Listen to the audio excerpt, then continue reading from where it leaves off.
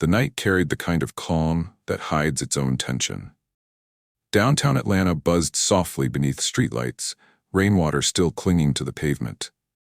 Outside, the Golden Fork, a valet twirled his keys, glancing at his reflection in the restaurant window as if to make sure he still belonged there. Inside, the glow of chandeliers fell over linen-draped tables and polite laughter. It was the kind of place where regulars had their names engraved on wine glasses, and outsiders were measured by the fabric of their coats. Derek and Lena Miles stepped in from the drizzle, hand in hand, he tall and composed in a navy suit that carried quiet authority. She, graceful, her silver earrings catching the light as she smiled at the hostess. They had just come from a charity gala, nothing extravagant, just a night of giving back. For them, dinner here was a way to end an already good evening. The hostess looked up, her expression flickering between politeness and hesitation. Her smile wavered like a flame fighting for air. "Good evening," Derek said, his tone warm. "Reservation for two, Miles." Her eyes darted to the reservation tablet, then back to them. "One moment, please." It wasn't the words that felt wrong. It was the pause between them. The kind of pause that stretches too long to be innocent. Behind the counter, she whispered to another staff member, who glanced up, then quickly away. A faint silence began to ripple outward, soft but noticeable. Conversations at nearby tables dimmed. The sound of a fork tapping a plate stopped mid-clink. Lena shifted slightly, her smile still present but tighter now. "Is there a problem?" she asked. "No, not at all," the hostess replied, voice light. "It's just, we're not serving walk-ins tonight." Derek frowned slightly. "We didn't walk in. We made a reservation online yesterday." He lifted his phone, ready to show the confirmation.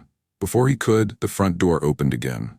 A white couple entered, laughing, coats damp from the rain. The hostess brightened instantly. "Welcome back. Your table's ready," she said with effortless cheer. Lena's eyes followed them as they were ushered toward a window seat. The couple passed close enough to catch the faint perfume of indifference. One of them gave Derek a small, awkward smile, then looked away before it could mean anything. Derek looked back at the hostess. Her polite smile had returned, but now it was armor. "You said no walk-ins," he said quietly. She hesitated. "They're regulars." He nodded slowly. "And we're not." The air between them thickened. Not loud, not confrontational, just heavy with what wasn't being said. The owner stood at the far end of the dining room, watching. A man in his 50s with a white apron tied over a crisp shirt, pretending to check receipts while keeping one eye fixed on them. His jaw flexed once, just enough to be noticed. Lena reached for Derek's hand under the counter, her fingers tightening slightly. "Let's just go," she whispered, but he stayed still, voice calm and low. "No, I'd like to speak with the manager." That sentence carried the weight of years, of patience that had stretched too far. A nearby waiter froze mid-step, eyes shifting toward the owner. The jazz from the bar outside drifted faintly through the door, sounding out of place now, like laughter in a room where no one was smiling. Before we move on, if stories like this matter to you, take a second to subscribe so you don't miss the next one. And in the comments, tell us the country you're watching from. I'd love to know where you're listening tonight. Back in that restaurant, time seemed to slow. The hostess swallowed hard, glancing toward the kitchen. The owner finally set down his receipts and began to walk over, each step deliberate. His expression was steady, but something in it said this wasn't the first time he'd had to handle a situation like this. Derek turned slightly, his hand still resting on the counter. The reflection of the chandelier flickered across his wedding band. He looked calm, collected, but inside, a quiet storm began to form. Not of anger, but of resolve. The chatter in the restaurant faded entirely as the owner stopped in front of him. The white couple at the nearby table looked up, curious, sensing the shift in energy. The manager folded his arms. "Is there a problem here?" Derek met his eyes. "Yes," he said simply. That was it. No raised voice, no confrontation, just a calm statement that cut through the false civility like a blade through glass. He didn't know it yet, but that one sentence, spoken with quiet dignity in a restaurant that measured worth by color, would set off a chain of events that no one in that room was ready for. Mark Ridley stepped forward, wiping his hands on a folded towel that hung from his apron. He had the air of someone who'd built his authority on tone alone. Calm, clipped, always just polite enough to stay on the safe side of confrontation. His confidence filled the room, the way it always does when a man has never been made to question his place in it. "I'm Mark," he said, glancing between Derek and Lena. "Owner here. My hostess tells me there's some kind of issue." Derek kept his voice steady. "We had a reservation. The system might have missed it." Mark nodded, not really listening. "What name?" "Miles." Mark turned to the hostess. "You see a Miles?" She hesitated. "No, sir. Not on the current list." He gave a slow, satisfied nod, then looked back at Derek. "Then I'm afraid there's nothing I can do." The exchange might have ended there if not for the pause that followed. The pause that felt rehearsed, like a line from a play everyone else already knew. Mark didn't move aside, didn't offer another solution, just stood there, blocking their way, with that smile people use when they want to sound reasonable while being anything but. Lena reached into her clutch and took out her phone. "Here," she said softly, pulling up the reservation confirmation. "It's right here, 7:30 p.m. for 2. She offered it across the counter. Mark leaned forward slightly, just enough to glance at the screen before waving it away. "Yeah, see, that's probably a glitch. Happens sometimes with third-party systems. Happens more than you'd think." He straightened his towel again. "But tonight we're full. Can't help you." The restaurant had grown quiet now. The hum of conversation dimmed. A waiter froze near the kitchen door, pretending to polish glasses that didn't need polishing. The sound of rain outside filled the space between every breath. Derek's posture didn't change, but his eyes did. Calm, clear, unblinking. "You seated another couple right after we arrived," he said. "They didn't have a reservation either." Mark tilted his head, feigning confusion. "They're regulars." He said it with the kind of tone that turned a word into a boundary. Regulars, as if that one word explained everything. Lena exhaled slowly, her voice controlled. "So we're not welcome here?" Mark chuckled lightly, shaking his head. "Don't make this about that. I said we're full, that's it." Then his eyes flicked toward the black card in her hand, the one she'd taken out earlier when the hostess hesitated. "You people always pull the card thing," he muttered, low but not low enough. The words hit harder than any shout could have. They landed in the silence like a thrown stone through glass. No one laughed. No one moved. A young waiter looked down at his shoes. The couple at the nearby table shifted uncomfortably. The whole room had heard it, but everyone pretended they hadn't. Lena froze, her hand still extended, the card between her fingers. Her composure didn't crack, but something behind her eyes did, a flicker, sharp and tired all at once. She set the card down on the counter carefully, like someone placing truth where it could be seen but not touched. Derek's jaw tightened. That was unnecessary. Mark shrugged. "Hey, I'm just saying, it happens. People show up claiming bookings they don't have, trying to talk their way in. I run a business, not a circus." The arrogance in his tone wasn't loud. It didn't need to be. It came dressed in casual certainty, the kind of bias that doesn't see itself as bias at all. He adjusted a wine bottle on the counter, as if tidying the space could erase the moment. The waitress, a young woman with nervous eyes, finally spoke. "Sir, we could check the system again, maybe?" Mark cut her off without looking at her. "I said we're full, Jessica." Lena stood a little taller then. "You don't have to worry," she said quietly. "We won't take any more of your time." She picked up the card again, turning it over in her fingers before sliding it back into her purse. The silence that followed was unbearable, the kind of silence that screams in its restraint. Derek placed his hand lightly on the counter, steadying himself, not out of anger, but because he refused to let this man see him flinch. Mark gave a final, dismissive nod. "Have a good night." The phrase carried no warmth. It was dismissal disguised as decency. As they turned toward the door, Lena looked back once. Her gaze lingered just long enough for Mark to feel the weight of it. No raised voices, no scene, just quiet dignity against practiced arrogance. The white couple from earlier glanced up, realizing too late what they'd witnessed. The man looked down at his plate. The woman murmured something about how people get so sensitive these days, but her tone lacked conviction. Derek opened the door for Lena, letting the cool night air cut through the heavy silence. They stepped outside together, the rain now just a fine mist against their shoulders. Inside, Mark exhaled, shaking his head. Some people, he muttered to himself, always looking for trouble. He didn't know that the trouble he dismissed had a name, and that name was printed in bold letters on the very card he refused to touch. But what he didn't know was whose name was printed on that black credit card. The sound of the owner's voice still hung in the air like static, sharp and uncomfortable. Conversations had died mid-sentence. Forks hovered over half-cut steaks. Somewhere in the corner, a waiter mouthed, "I'm sorry," to Lena. His eyes lowered quickly before Mark could notice. No one else spoke. No one intervened. It was the kind of silence that didn't just fill a room, it exposed it. Every second stretched, heavy with the weight of what everyone had just witnessed but wished they hadn't. Derek stood still, his expression calm but unreadable. Lena's breathing had slowed to shallow, quiet tremors. They weren't new to this feeling. They'd felt it before, in boardrooms, in boutiques, in places where smiles came with small judgments. But something about this moment hit differently. Mark adjusted the towel on his shoulder and muttered, "If you're done making a scene, I'll need to get back to my customers." A small laugh came from one of the tables, quickly stifled, but it was enough. Lena's hand twitched at her side. Derek reached for it, his voice low and even. "Let's go." She hesitated, her eyes fixed on the counter for one final second, the counter that had become a wall, the smile that had turned into rejection. Then she nodded. "Okay."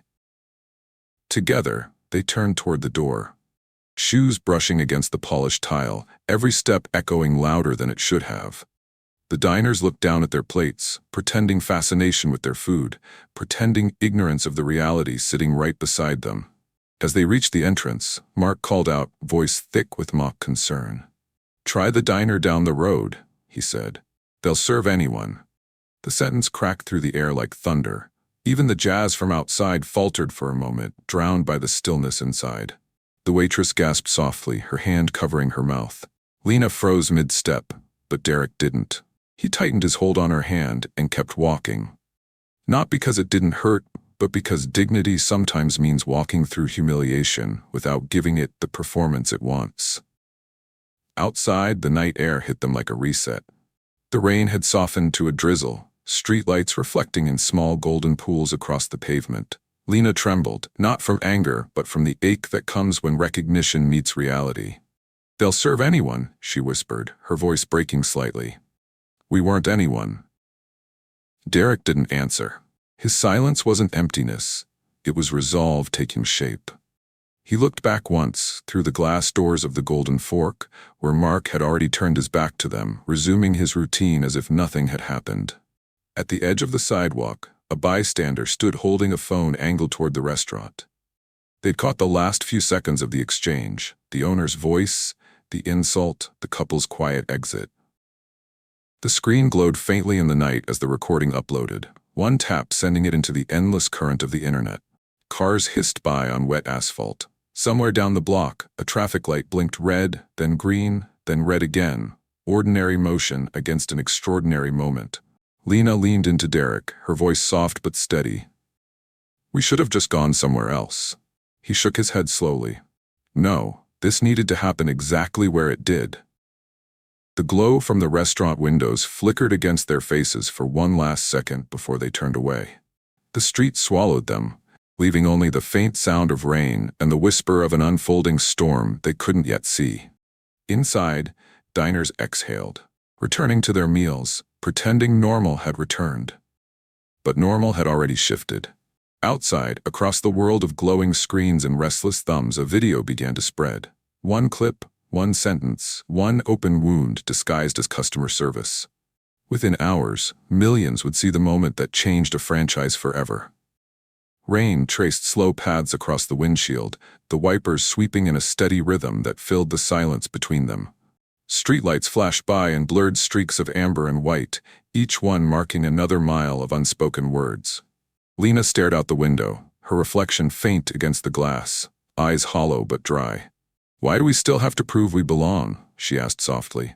Her voice wasn't angry, just tired, worn by years of small humiliations wrapped in politeness. Derek kept his eyes on the road. His hands stayed firm on the wheel, but the veins on his right hand stood out sharply against his skin. He didn't answer. There was nothing left to explain that she didn't already know. The ache wasn't new, it had simply found a new shape tonight. The hum of the tires filled the car like background static. Lena turned toward him, waiting for something, a sigh, a word, anything that might release the weight pressing down on both of them. But Derek's silence wasn't avoidance, it was focus, the kind that builds before a decision. She reached for his hand, but he didn't move. Not away, just still, like someone holding himself together because braking wasn't an option. "You could have said something," she murmured. He nodded once, and they would have called it anger. The simplicity of that sentence hit harder than any speech could. He wasn't wrong. The moment a black man raises his voice in a room like that, the narrative shifts. The truth gets buried under the label. The rain thickened, then softened again. Lena closed her eyes. "You're too calm," she whispered. "That scares me more than if you'd yelled." He finally glanced at her. "Because calm means I'm thinking." They drove the rest of the way without another word. The city lights faded behind them, replaced by the quiet hum of the suburbs. Their house waited at the end of a long, empty street, modern, glass-framed, with the kind of silence that echoed after long days and long memories. Inside, Lena hung her coat, her hands trembling slightly. Derek set his keys on the counter and loosened his tie. For a moment, they just stood there, listening to the sound of the rain against the windows. Then Derek's phone buzzed on the table. The screen lit up with a message from his assistant. "Board meeting confirmed. 9 a.m. tomorrow. Subject, Golden Fork Group acquisition." Lena turned, reading the message upside down. Her eyes widened slightly. "That's the same company?" He nodded slowly, the faintest trace of a smile touching his lips, not of joy, but of realization. "Yes." She took a step closer. "You're serious?" "I am."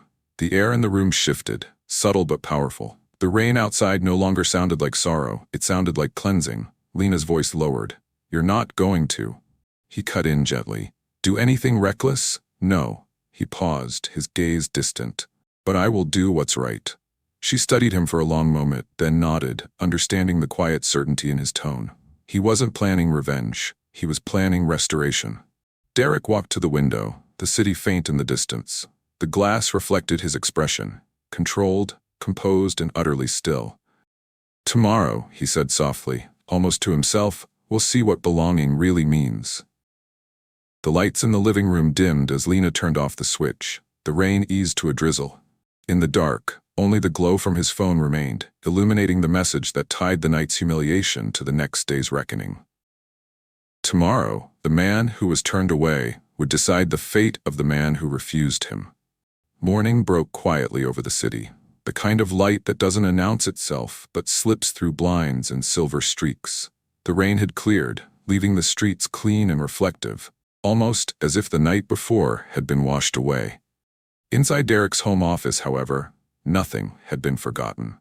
He sat at his desk, surrounded by the calm order of success, framed awards on one wall, family photographs on another. His laptop screen glowed softly in front of him, displaying the acquisition documents for Golden Fork Group LLC, valued at $680 million. His company, Miles Equity Partners, had spent months negotiating the purchase, fine-tuning every clause, every decimal, every line of control. Now, it was ready. All it needed was his final signature. The irony wasn't lost on him. The same logo that had stood proudly above the restaurant door last night, the gold fork crossed over a plate, was embossed now in black and silver at the top of his acquisition folder. The very symbol that had once turned him away was about to sit beneath his signature, owned outright. He leaned back in his chair, exhaling slowly. The stillness of the room amplified every thought. Revenge wasn't his nature. But justice had always been his language. Lena entered quietly, her robe cinched loosely at the waist, her eyes still heavy with sleep. She carried a cup of coffee toward him, placing it beside the stack of papers. "You didn't come to bed," she said softly. He smiled faintly. "Couldn't sleep." She sat across from him, glancing at the glowing logo on the screen. "You're really going through with it?" He looked at her, the corner of his mouth lifting. "We were going through with it before last night. Now, it just feels different." Her eyes softened.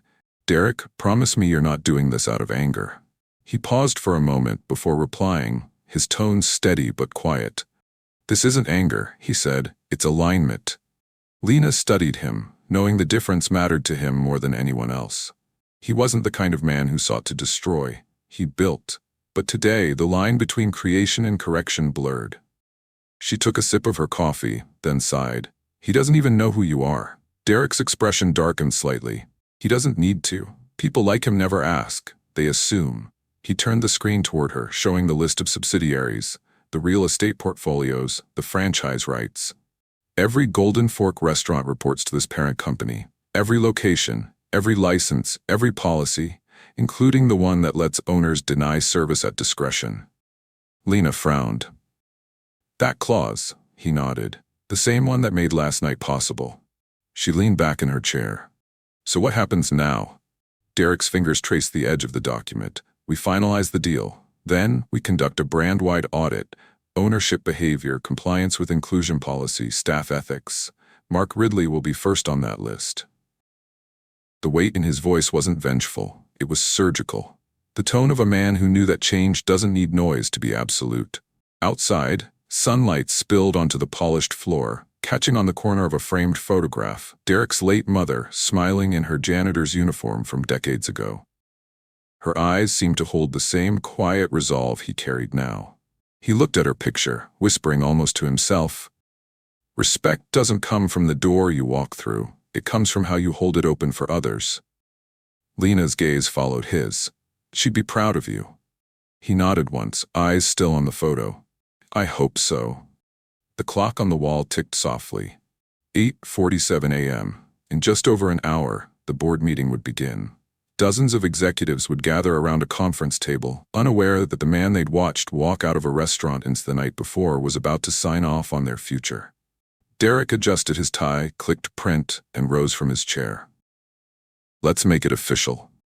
The printer hummed quietly, spitting out page after page of ownership transfer papers. The final copy slid into the tray, still warm to the touch. He lifted it, glanced once more at the embossed logo, and smiled, not with pride but with clarity.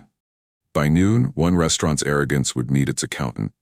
By mid-morning, the clip had left the restaurant and entered the bloodstream of the internet.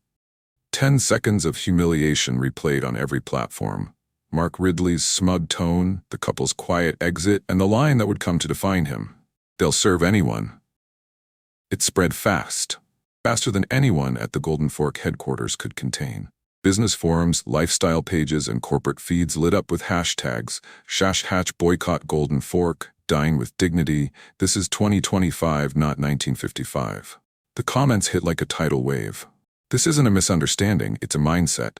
Money doesn't buy class, and class doesn't buy decency. Imagine treating people like that when your brand depends on them walking through your door. Within hours, influencers picked it up. Food critics withdrew endorsements. Franchise owners called corporate, demanding answers. By noon, regional managers were fielding angry emails from customers canceling reservations. At Golden Fork Group's Atlanta headquarters, panic began to build. The office that usually smelled of roasted coffee and calm efficiency now buzzed with restless movement.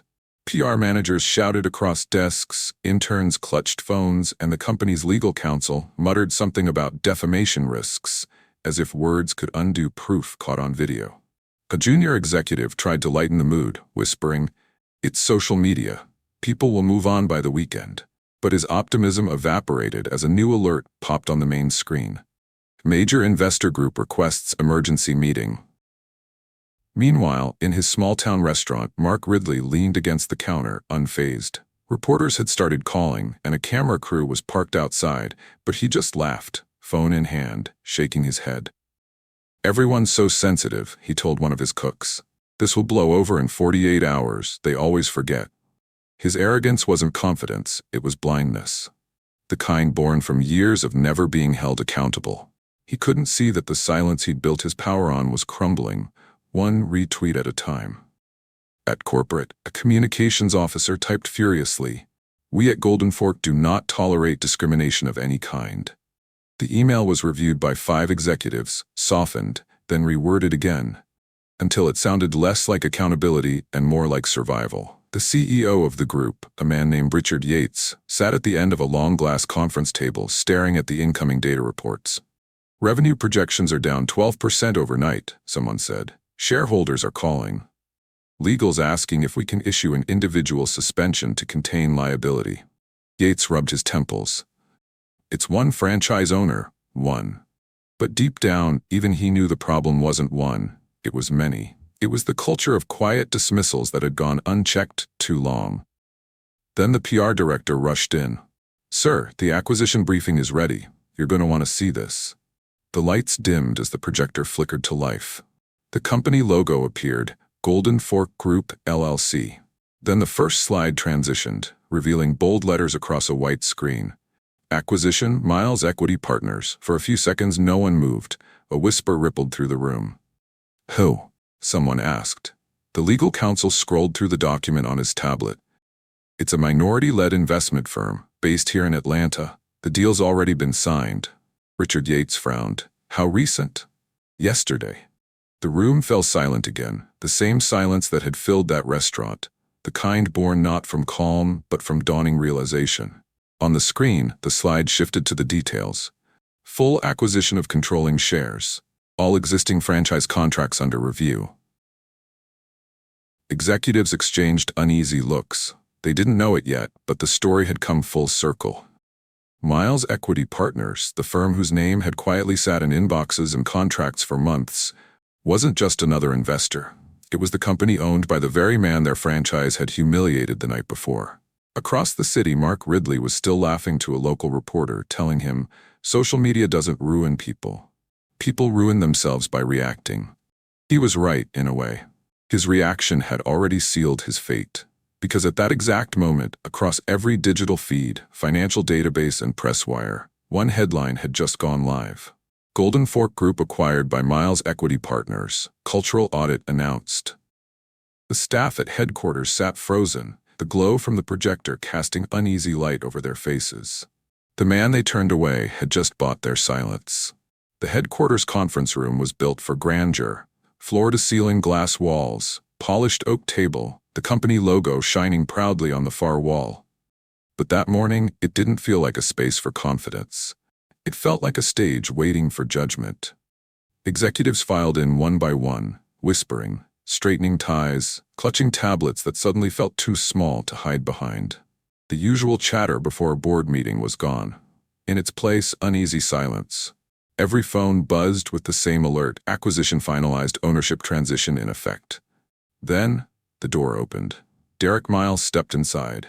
The air shifted immediately. Some stood without knowing why. Others just stared, recognition dawning like slow light. The man from the viral video, the man quietly humiliated in one of their franchises, was now walking into their boardroom as their new owner. Mark Ridley was already seated at the far end, invited by corporate for discussion. He hadn't wanted to come. His lawyer had advised him to stay home. But curiosity or arrogance had brought him here. When his eyes met Derek's, his smirk faltered, replaced by something he hadn't felt in years: awareness. The CEO, Richard Yates, cleared his throat. "Mr. Miles, welcome. We weren't expecting you to join us in person." Derek nodded once, unbothered. "I believe in showing up," he said simply. He walked to the head of the table, the seat that once belonged to Yates, and placed a single folder on the table. The movement was calm, deliberate, the kind of calm that carries power without raising its voice. Yates gestured nervously toward the projector. "We have a presentation prepared." Derek raised a hand slightly. "No need." He looked around the table, meeting every gaze one by one. "I'm sure you've all seen the video." No one spoke. Screensaver lights flickered across polished surfaces. Somewhere in the corner, the faint hum of the air conditioner filled the tension. "Let's not pretend it's an isolated incident," he continued. "This wasn't about a meal. It was about culture, one that rewards silence when it should demand accountability." His tone stayed even, every syllable measured. Discrimination isn't a brand issue, it's a leadership issue, and leadership begins in rooms like this. Yates shifted uncomfortably. "We're conducting an internal review." "You won't have to," Derek interrupted, voice still calm. "I already have." He slid the folder across the table. Inside were printed reports, incidents, complaints, ignored warnings. Pages that proved what everyone suspected but never said aloud. "You've built a successful franchise," Derek said, "but you built it on selective hospitality. That ends today." Eyes darted across the room. No one dared look at Mark, but his face had drained of color. Derek turned toward him at last. "Mr. Ridley." Mark swallowed hard. "Mr. Miles, stop." Derek's voice carried no anger, just authority. "You don't need to explain what the world already saw." Mark looked down, his earlier arrogance stripped away. "If you're here to fire me—" "I'm not," Derek cut in. "Firing you would make this too easy." That drew murmurs from the room. "You'll keep your position for now," Derek continued, "and next week when we hold our leadership summit, you'll be there. You'll sit at the same table where you refused to seat us." Mark blinked, disbelief flickering across his face. "You want me to attend a diversity summit?" "No," Derek said smoothly. "I want you to host it. I want you to stand in front of every franchise owner and explain how your discretion nearly dismantled a multi-million-dollar brand." The silence that followed wasn't shock, it was awe. The kind that comes when punishment becomes education. Lena, standing quietly near the door, met Derek's gaze. There was no triumph in her eyes, only calm understanding. This wasn't revenge, it was reclamation. Derek gathered the reports and stood. "This company will learn that inclusivity isn't charity, it's competence. And every leader here will be reminded that respect is not optional." He paused, glancing toward the logo on the wall, gold against glass. "You all built this brand to feed people. From now on, make sure it feeds integrity too." He turned to leave, but before stepping out, he looked once more at Mark. "You thought you served food," he said quietly. "Turns out, you were serving an example." The door closed behind him with a soft click, leaving the room suspended in silence once again. Richard Yates exhaled, running a hand through his hair. "Well," he murmured, half to himself, "I guess the brand just found its new direction." Across the table, Mark stared at his reflection in the polished surface, his own face looking back, smaller than he'd ever seen it. Justice, it turned out, had perfect timing. The fallout began not with headlines, but with silence. Corporate silence, the kind that travels through inboxes and meeting rooms faster than rumor ever could. Emails marked urgent appeared in every regional manager's inbox that morning. Subject: temporary suspension of franchise licenses, Golden Fork Group LLC. Reason: pending full culture review and compliance audit. Within hours, phone lines exploded. Franchise owners from across the country called in disbelief. Orders were paused, supplier contracts placed under evaluation, and all marketing campaigns abruptly pulled. Trucks carrying branded products were rerouted mid-transit. The once flourishing empire of the Golden Fork began to freeze, one outlet at a time. At the top of the chain, Derek Miles didn't need to raise his voice. His quiet authority was enough. A single press release, 3 sentences long, was all it took. Miles Equity Partners is committed to accountability. Effective immediately, all operations under Golden Fork Group LLC will undergo an ethics and leadership review. Our mission is not to punish, but to purify. The market understood what that meant. Investors withdrew overnight. The company's stock, once stable, dropped by 22% in a single day. PR experts flooded news stations, speculating, debating. Commentators used words like reckoning, modern justice, moral realignment. Meanwhile, at his restaurant, Mark Ridley's confidence shattered. He stood in the middle of his dining room, the place that once gleamed with pride, now eerily empty. Tables that had been booked weeks in advance sat untouched. His phone buzzed endlessly. Calls from corporate, from the media, from lawyers. He ignored them all until one message appeared from an unknown number. It was short. "You'll want to hear this from me before you read it elsewhere." Attached was a scanned letter bearing the new company seal. It confirmed what he already feared: his franchise license, revoked pending investigation. Mark sank into a chair, disbelief flooding in. He'd built this place from scratch, or so he told himself. But what he'd actually built was a house standing on borrowed grace. By evening, local reporters gathered outside. Headlines rolled across every major outlet. Racist restaurant owner faces corporate freeze. Golden Fork shuts down operations nationwide. From power to pariah, the collapse of Mark Ridley. Desperation finally cracked through his pride. He called the one number he never thought he'd need to. Lena answered after the third ring. Her tone was even, polite, eerily calm. "Hello, Mrs. Miles, it's Mark Ridley," he began, voice trembling. "I just wanted to apologize," she finished for him. He swallowed hard. "Yes, I didn't mean for it to go that way. I was under pressure, the place was full, and—" "Stop," she said quietly. "You weren't under pressure, Mr. Ridley. You were in control. You made a choice." There was no anger in her tone, only exhaustion. The kind of exhaustion that comes from explaining humanity to someone who never had to question his own. Mark's voice cracked. "They've shut me down. Everything's gone. I'm ruined." Lena's response came soft but firm. "It wasn't about a table," she said. "It was about who you thought didn't deserve one." Silence followed. For the first time, Mark had no defense. The sound of his own breathing filled the empty space where arrogance once lived. When the call ended, Lena placed her phone on the counter and exhaled. The rain had started again outside, steady, cleansing. Derek entered the room, reading an update on his tablet. "All locations are paused," he said. "Every single one." She nodded. "That's going to hurt a lot of people." "Maybe," Derek said softly, "but maybe it will teach more than it hurts."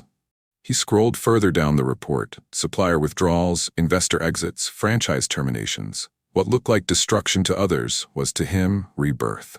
Across the country, former employees began sharing their own stories. Small injustices, quiet exclusions, silent tolerance of bias, all now brought to light. The same internet that had once protected reputations was now tearing down the illusion of respectability. In less than 72 hours, the empire that once fed thousands had consumed itself from within. And yet, Derek wasn't done, because justice, to him, was never about breaking what's broken. It was about rebuilding it right. He turned to Lena, his eyes calm. "Tomorrow," he said, "we start something new." She tilted her head. "A rebrand?" He shook his head. "A redemption." Outside, the city lights shimmered against wet streets. The world was watching, waiting to see what would rise from the ruins of arrogance. But what Derek did next would redefine redemption. By the end of the week, the story had evolved beyond one restaurant. It was now a conversation about the nation itself. Every major media outlet ran the footage. The confrontation, the walkout, the single line that broke an empire. Morning talk shows buzzed with divided opinions. Some hosts defended Mark Ridley, calling him a man caught in the storm of cancel culture. Others leaned forward with conviction, saying, this wasn't about social media, it was about accountability, long overdue. The footage played on repeat, Mark's dismissive tone, the quiet strength in Derek's face, Lena's restraint as she turned away. What had begun as a viral clip had become a case study in what happens when arrogance meets consequence. The public split in predictable lines. One side called Derek's actions ruthless, the other called them righteous. Yet through the noise, something deeper began to emerge, a shift. For the first time, restaurant owners and corporate leaders across the country began reviewing their policies. Training programs were rewritten. Inclusion boards were formed overnight. Every company wanted to ensure they didn't become the next Golden Fork headline. In an exclusive interview, one anchor asked Derek directly, "Was this revenge?" His response was measured, almost serene. "Revenge destroys. This was correction." He went on to announce something no one expected, the creation of the Golden Fork Foundation, a grant program aimed at helping minority-owned restaurants gain access to business funding, mentorship, and national visibility. The very name that had once stood for exclusion would now symbolize equity. When asked why he chose to use the same brand name that humiliated him, he smiled faintly. Because transformation means taking what hurt you and turning it into something that heals others. Lena stood beside him during the press conference, her calm presence grounding the moment. Reporters captured the image. The black couple once denied service now leading a movement that would redefine it. The photo went viral under the headline, "From Denied to Redefined." Meanwhile, Mark Ridley watched from his living room. The curtains drawn, the TV's glow cast him in a dim light. He looked older somehow, the defiance gone, replaced by something closer to reflection. Every channel replayed the moment that ended his career. Every article quoted his words. He tried to defend himself at first, issuing statements that blamed confusion and miscommunication. But the world had already seen the truth unfiltered. No explanation could erase what millions had witnessed. The quiet cruelty, the assumption of superiority, the smirk that had cost him everything. A late-night host summed it up best: "You can't claim was understanding when your tone told the whole story." As days passed, support poured in for Derek and Lena. Not because they'd fought back with noise, but because they'd fought back with grace. Their decision to turn humiliation into progress resonated deeply with communities who had felt unseen for too long. Restaurants began hanging new signs on their doors: "Respect served here." Corporate emails circulated new policy memos, and for the first time the Golden Fork logo meant something different, an emblem of change born from a public reckoning. But despite all the progress, the viral clip never disappeared. It lived on, circulating year after year, re-uploaded, rewatched, reinterpreted. In classrooms, it became a discussion topic on bias. In conferences, it became a business ethics case study. Time doesn't erase what's recorded, it immortalizes it. The world forgot the names of half the people in that dining room, but no one forgot the look on Lena's face, or the calm in Derek's eyes when he said nothing at all. Because sometimes silence isn't surrender, it's strategy. The backlash that was meant to bury him had become a blueprint for change. What started as an insult turned into an infrastructure of opportunity. And as the world debated who was right or wrong, Derek didn't join the noise. He focused instead on building what ignorance had tried to deny. The foundation grew quietly, awarding its first grants to 3 small restaurants owned by people who'd once been told no. The viral video still played, millions of views and counting, a digital monument to a night that reshaped a franchise, a conversation, and perhaps a country. The same door that shut them out opened a generation's eyes. Months later, the restaurant that had once symbolized exclusion stood quietly on the same Atlanta street. The old gold letters above the entrance still read "The Golden Fork," but beneath them hung a new sign. One simple phrase that told the world everything had changed. "Respect is our recipe." The windows gleamed again, the scent of fresh bread spilling into the air. Inside, laughter replaced tension, and the walls, once lined with prideful portraits, now displayed framed quotes from community members about dignity, unity, and growth. A new manager, a young woman named Amira Johnson, moved gracefully between tables, greeting customers with genuine warmth. Her staff reflected the diversity of the city itself: Black, white, Latino, Asian. Each one trained not just in service but in empathy. The same space that once made Lena Miles feel invisible now served as proof that awareness could rebuild what arrogance destroyed. The restaurant didn't vanish, it transformed. Because justice isn't always about erasing what was, it's about rewriting what will be. Through the glass, Derek and Lena walked by hand in hand. They didn't go inside this time. They didn't need to. Their presence alone was enough. The reflection of the new sign shimmered faintly across the windshield of their car. "Respect is our recipe." And in that reflection, the past and future briefly met. The story had traveled far beyond Atlanta.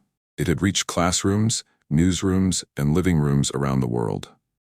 It wasn't about food anymore. It was about fairness, about how dignity, when denied, becomes the very thing that redefines a system. In an interview weeks later, Lena was asked what forgiveness looked like. She paused for a long time before answering. "Forgiveness isn't forgetting," she said. "It's building something so strong they can't break it again." And build they did. Under the Golden Fork Foundation, hundreds of small restaurants across the country received grants, training, and mentorship. A single night of humiliation had turned into a movement for equity, proof that purpose can rise from pain. Even Mark Ridley found himself part of that transformation. After months of silence, he attended one of the Foundation's leadership programs, not as a speaker, but as a student. Those who saw him said he looked smaller, humbled, a man learning to listen for the first time in his life. Racism doesn't always end with shouting or courtroom verdicts. Sometimes it ends in quiet spaces where a person finally sees the reflection of their own actions staring back at them. In the city's archives, the viral video remains. Millions of views, millions of reminders. A record of a moment when prejudice met accountability and silence met its consequence. "If you were Lena Miles," the voice asked gently, "would you have walked away or walked back with power? Have you ever faced polite discrimination disguised as policy, the kind that smiles while it shuts you out?" Another pause, letting the weight of that question settle. Should companies lose their licenses over acts of racism? Should consequences be the same for individuals as they are for institutions? The questions weren't accusations. They were mirrors, placed gently before the audience. Because the story wasn't just about the golden fork. It was about every room, every office, every quiet space where someone decides who belongs. The camera panned one last time to the restaurant's entrance. A mother and her young son walked in, laughing. The hostess, smiling, welcoming, held the door open for them both. The small boy looked up at a framed quote on the wall, "Dignity is the true price of service." Outside, the city moved as it always had, cars passing, lights changing, but something within the rhythm of that world had shifted. What once began with exclusion now pulsed with awareness. Because sometimes justice doesn't arrive with noise or applause, it arrives with the quiet correction of history. A reminder that no act of bias is too small to matter, and no act of courage too small to change the world. The screen dimmed to black as her final echo carried through. Like and subscribe to Echoes of Hope Stories HQ, because silence should never be the end of any story.